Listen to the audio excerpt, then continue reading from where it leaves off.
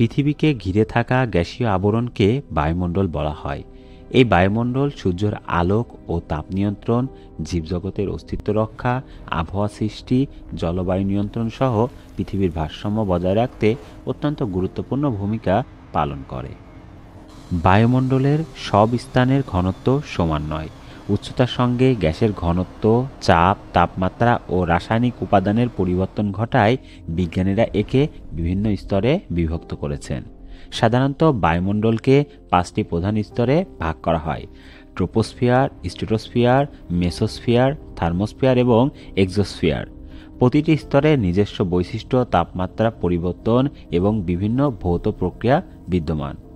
সুপ্রিয় বন্ধুরা, চলুন আজকের ভিডিওতে জেনে আসি বায়ুমণ্ডলের স্তরসমূহ। বায়ুমণ্ডলের প্রথম এবং সবচেয়ে গুরুত্বপূর্ণ স্তর হল ট্রোপোস্ফিয়ার। এটি পৃথিবীপৃষ্ঠ থেকে 8 থেকে 15 কিলোমিটার পর্যন্ত বিস্তৃত।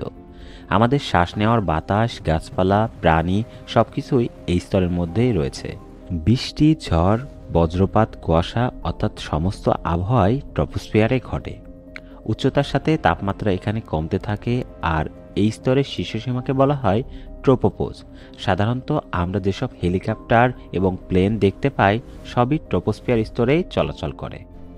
ট্রোপোস্ফিয়ারের পরবর্তী স্তর হল স্ট্র্যাটোস্ফিয়ার।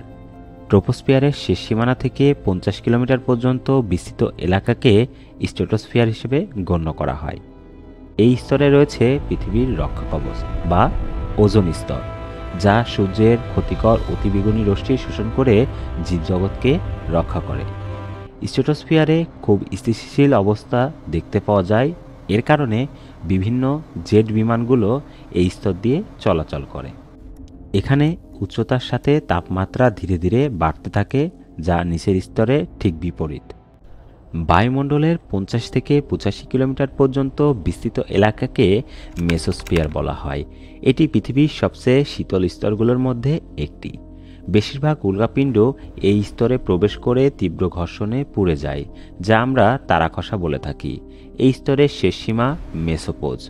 মেসোস্ফিয়ার পৃথিবীর প্রাকৃতিক সুরক্ষা বলয়ের আরও একটি গুরুত্বপূর্ণ অংশ। বায়ুমণ্ডলের 85 থেকে 600 কিলোমিটার পর্যন্ত বিস্তৃত এলাকাকেই থার্মোস্ফিয়ার স্তর বলা হয়। এখানকার তাপমাত্রা অত্যন্ত বেশি, মাঝে মাঝে এখানকার তাপমাত্রা 1000 ডিগ্রি সেলসিয়াস পর্যন্ত পৌঁছে যায়। সূর্যের উচ্চ শক্তির রশ্মি এই স্তরের গ্যাসকে আয়নিত করে, আর সেই আয়নিত কণার কারণে সৃষ্টি হয় এক মনোমুগ্ধকর আরোরা। তাছাড়া আন্তর্জাতিক মহাকাশ স্টেশন এই থার্মোস্ফিয়ারেই প্রদক্ষিণ করে।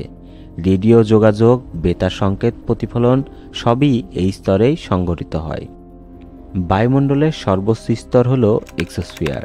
এটি প্রায় 600 কিলোমিটার থেকে হাজার হাজার কিলোমিটার পর্যন্ত বিস্তৃত। এখানে বাতাস এতই পাতলা যে প্রায় মহাশূন্যের মতোই অনুভূতি হয়। হাইড্রোজেন ও হিলিয়ামের মতো হালকা গ্যাস এই স্তরে পাওয়া যায় এবং অনেক উচ্চ কক্ষের উপগ্রহ এক্সোস্ফিয়ারে ঘোরাঘুরি করে। এক্সোস্ফিয়ারই পৃথিবীর বায়ুমণ্ডলের শেষ সীমা।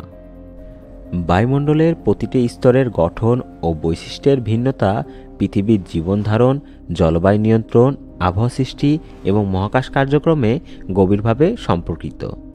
ট্রোপোস্ফিয়ার আবহাওয়ার কেন্দ্র, স্ট্র্যাটোস্ফিয়ার পৃথিবীর সুরক্ষা বলয়, মেসোস্ফিয়ার উল্কাপিণ্ডকে প্রতিহতকারী, থার্মোস্ফিয়ার প্রযুক্তিগত যোগাযোগ ও আলো সৃষ্টি ক্ষেত্র, আর এক্সোস্ফিয়ার মহাশূন্য সীমানা। এভাবে প্রতিটি স্তর একে অপরের সঙ্গে সমন্বিতভাবে পৃথিবীর পরিবেশ ব্যবস্থা রক্ষা করে।